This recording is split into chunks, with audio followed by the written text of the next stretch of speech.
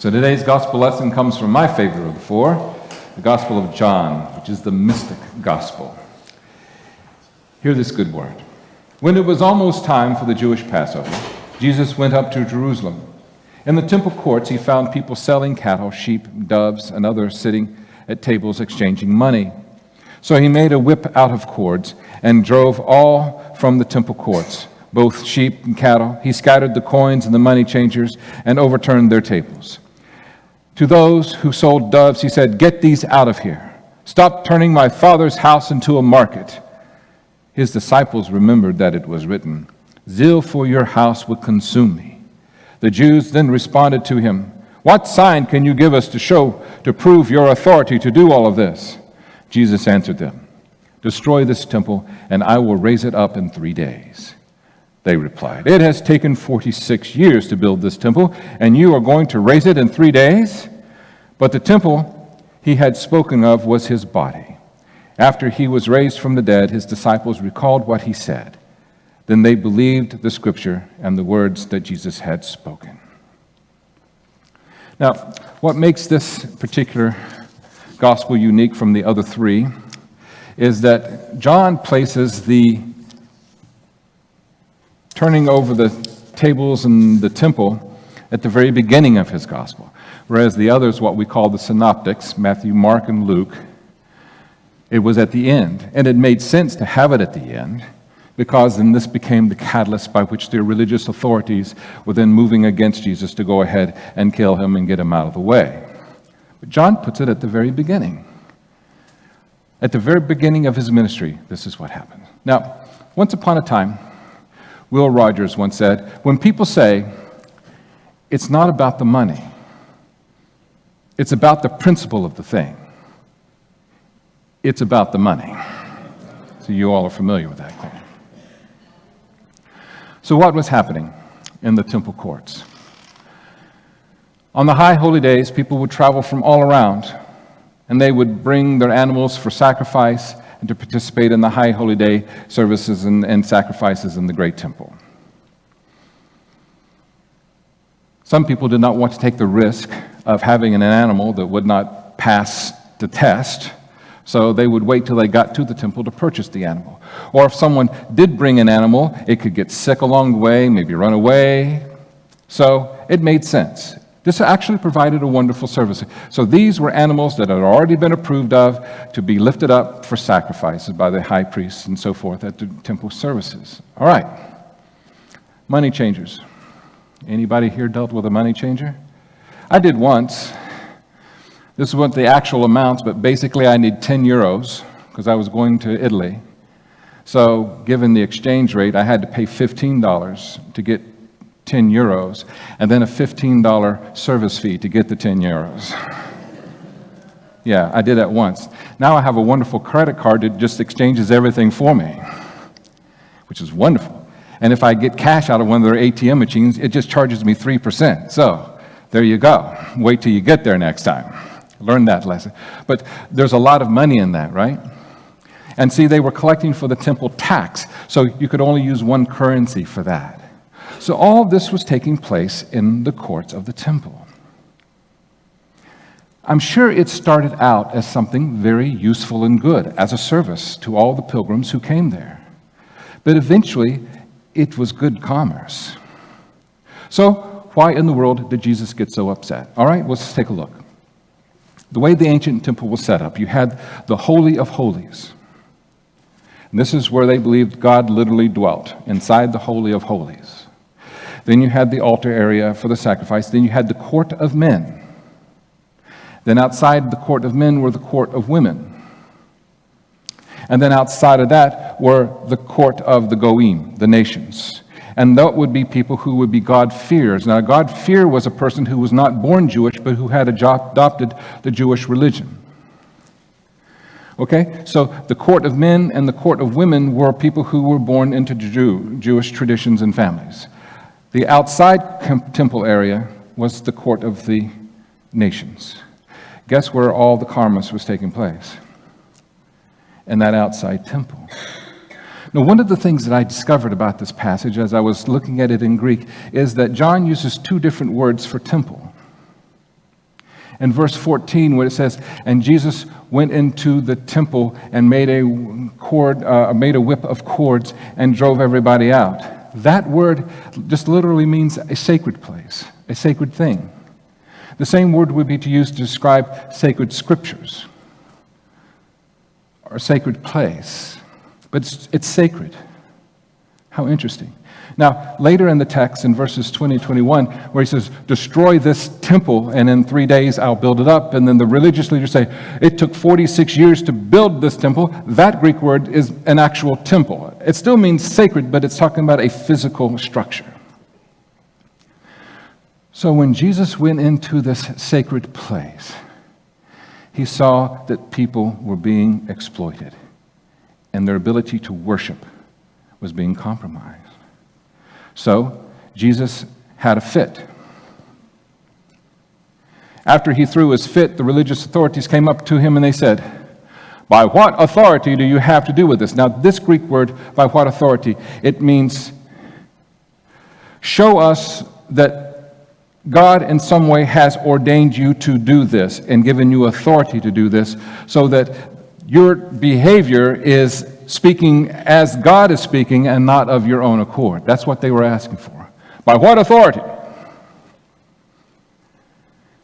And Jesus' response was, "Destroy this temple, and in 3 days I'll raise it back up." Now, what we see happen next is typical in the whole Gospel of John. Because the Gospel of John is a mystic gospel, most all of it is written in symbol and metaphor. So he even takes a little time here to explain that Jesus wasn't referring to the physical temple, but his body, right? But the Pharisees, they respond to it literally, and we see that whole exchange all the way through. Nicodemus coming to Jesus at night, he says, "Nicodemus, you must be born again." He says, "How is it that I, an old man, can re-enter my mother's womb?" You know, that's what we're dealing with here. But Jesus was speaking metaphorically. Now he says, "Destroy this temple." That Greek word is amazing. Yes, it's translated correctly, but the actual destroy, do away with authority, is at the very bottom of the list. Most of the definitions for that word were used in reference to unbinding someone. If someone were in chains, to unbind them from their chains and to liberate them, to set them free. How interesting. See, when you hear the word in that context, it's a little different, isn't it? Unbind me, set me free, and in 3 days I'll raise myself back up. Imprison me, lock me up, put me in chains, wrap me up in claws, and in 3 days I will be set free. So the word destroy in this context does not necessarily mean to obliterate, but it more or less means to liberate. So when I see it in that context, and I see Jesus walking into the temple courts and destroying the commerce that was taking place there, I realize this was not a punitive thing. It wasn't that Jesus just woke up on the wrong side of the bed one day, and he saw all this going on, and he got really, really angry, and he decided he would lash out. But there was purpose behind what he was doing. It wasn't punitive. It was raising one's consciousness. Now, John the mystic is now speaking to Barton the mystic, and I'm starting to see the bigger picture. Okay? How can you come in and destroy something, but it's not punitive, and it's not evil, and it's not harsh, but rather it's liberating? How can that be? I'm going to share with you a beautiful example. Many of you don't know this, but before I came to the Windermere Union Church in 1995, I worked for the Center for Drug-Free Living, which is now called Aspire, as the men's residential aftercare counselor. 98% of our clients came from the Department of Corrections. So basically, while they were in jail, they could enter into a program that then was called Genesis. I don't know if it's still there or not, but this was the beginning of their recovery from addiction. If they did well in that program, then that set them up to be available for probation and to get out of jail. But the terms of the probation was they had to complete the residential, which was 4 to 6 months. Most clients took about 5 to 6 months, and then complete 4 to 6 months of aftercare. After that, they've met their terms of probation, and they're on their own. So it was a reward for doing the work, all right? So the supervisor that I had there, Ken Allison, was one of the greatest persons I've ever worked for. And much of the success I have had at this church, I attribute to what I learned from him about how to manage myself, how to manage people, and how to manage situations. So when a new client would come in, all the counselors would be in his office with him, and we would take notes and observe, because at some point, all of us were going to be working with this person. Now, Ken was a big man. 6'4", 6'5", probably weighed 300 or more pounds. When he's sitting behind his desk, you could see that he was a big man, but you didn't know how big he was. And I remember one day in particular, I was still kind of new. And this client came in. He sat across from Ken. Lots of attitude. You know, I'm bad, I'm tough. What do you think you're going to do for me? And then as Ken started to explain the program to him, and the process to him, and the what we call living within the limits of systems, this guy started rebelling. And as he started to push back, he started to lean forward, and his voice got louder. And then he started to raise himself up out of his chair, and I thought, uh-oh. And then I saw Ken, 6'4", 300 pounds, come up out of his chair, and all of a sudden, client is here, and Ken Allison is here. And as the client's voice got louder, Ken's got louder. And he had a big voice. It wasn't like Mike Tyson, no, it was big. And then eventually you see this guy coming down, and as he's coming down, Ken is coming down.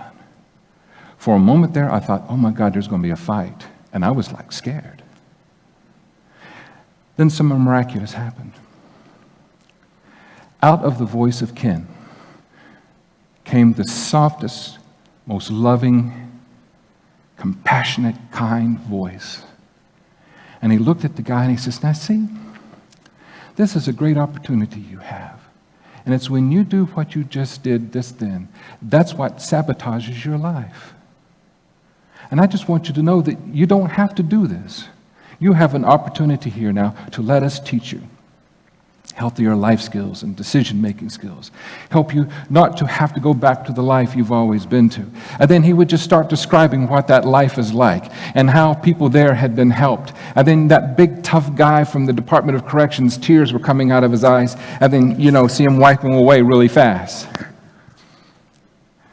But I realized at that moment when Ken stood up, Ken was not offended. He was not threatened.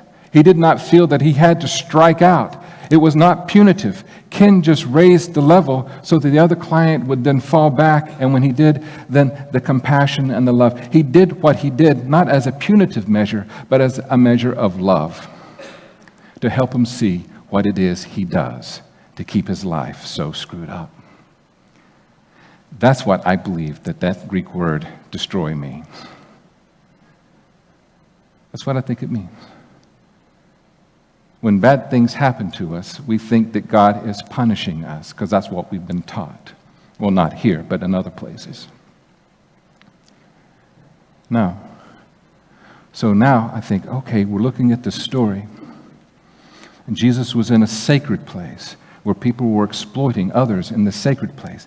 And then Jesus talks about destruction, but it's not destruction as far as lashing out, but it's a destruction that is unbinding and letting go.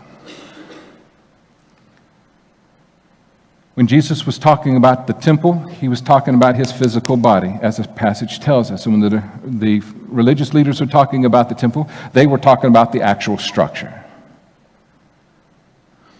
So let's take a look at it closely now. I look at this structure. I love this building. It's a beautiful church. I get to see George's window every day, especially this time of day. If you just look back there, you just see all the colors just coming down through there. You see the orange and the red and the green, and it just lights up the place. It's all the way down on the floor. Earlier, around 10 o'clock, you can see the light coming down on the pews. I love that. I love our old windows. These windows here are very old. They're from the old chapel. The cross is from the old chapel, the pulpit. There's so many things here that are from the old church, the pews. We got the stained glass that Roberta helped to make. I mean, we just have reminders everywhere. This is a beautiful place. I love the sanctuary. It's a sacred place for me. But what makes it sacred? Is it the drywall and the concrete and the steel beams? Is that what makes it sacred? No. What makes this a sacred place is the people who come here and the spirit you bring. That's what makes it sacred. Otherwise, it's just a building, right? I love that this is a place where people come to sing, to dance, to eat, to serve, to explore, to find healing. This is a place where people come to find sanctuary from bullies in the world all around. This is a place where we see lives transformed because of a simple but profound act of acceptance and embracing someone for who they are. This is a place where we're not ever trying to mold anyone here in an image we need them to be because it's what we feel comfortable with. But rather, this is a place where we encourage people to be the best self they can be, whatever that looks like. This is a place that allows the freedom of the Spirit to move with people sharing their gifts and their talents and their ideas. It's a spirit that we have here, a spirit that's welcoming. I was at the board of directors meeting for the Florida conference again, and recently, and someone who visits here often from the conference says, your church, without a doubt, is the most welcoming and hospitable church I've ever been in. Yes, it is. Is that because we read a manual on it? No, it's because you're wonderful, hospitable people. That's who you are. That's the spirit you bring here, you see. And you are the thing that makes it sacred. So now let's take it from the corporate to the individual. 2 words for temple in this passage. One is a sacred space. The other one is a physical space. You and I are both and. You know that, right? I'm physical. This is the hardest thing of me right here. Very hard. It's physical. But yet, within this physical body is a soul, which is sacred. It's a sacred spot. And as I read this text, as I studied it and contemplated it this week, a question came to my mind. And it's a question that I highly recommend you ask yourselves at least twice a year. Am I compromising the sacred space that's within me for the busyness and the noisiness and the outer courts? Am I compromising my soul and bargaining and bartering for it for something else much lesser than? It's a good question. And the reason it's an important question to answer is because your soul is sacred. Another thing that I've learned about soul is that it's you. It's its purest form of you. It loves you because it is you. It loves God because it is God and God is it, right? That's soul, that we're a facet, an image, energy of the divine. Your soul knows what needs to be done before we consciously know what needs to be done. Because at the same time, we have this wonderful sacred self within us. We're human beings on the earth who find ourselves very busy and distracted by many things.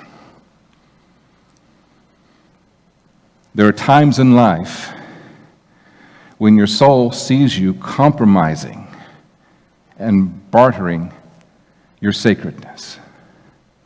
And when it does, it will come in and turn over the tables. It will disrupt things. You see? Because it knows that's what you need to do. It's not punitive. It's not because you've been bad. You've just been distracted. It may be because you find yourself bound up by things in life that ultimately have no meaning, and yet you still find yourself in chains. You still find yourself imprisoned by those things, you see? And your soul will rush into the courtyard of your mind and your heart and overturn everything to let you know, no, there's a force bigger than you. There's a force bigger than the world in which you live that's more important, that's willing to turn everything upside down. I share that with you because whenever crappy stuff happens, and if you live long enough, it does. Whenever crappy stuff happens, it's not punitive, but it's a wake-up call to your consciousness.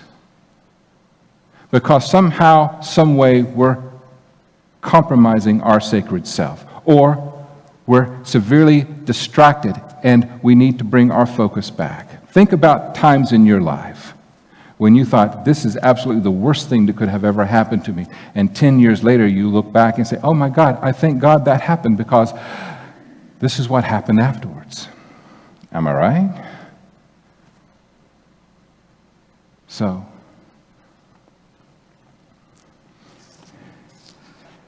our soul continues to remind us that within this temple is a sacred space. And Spirit will assert itself to remind us that sometimes things need to be turned upside down so that we're no longer bound by things that distract us, and that in 3 days it will be resurrected. Resurrection wasn't just for Jesus, but it's for us. You can be resurrected many times over your lifetime. And that's how important your sacred space is. Jesus, God, Spirit, it's not punitive. It's purposeful. It's not destroying in as much as it is liberating, so that each and every one of us here can experience resurrection and life. That's in the lesson. I'm going to ask Latrell if she would please come forward and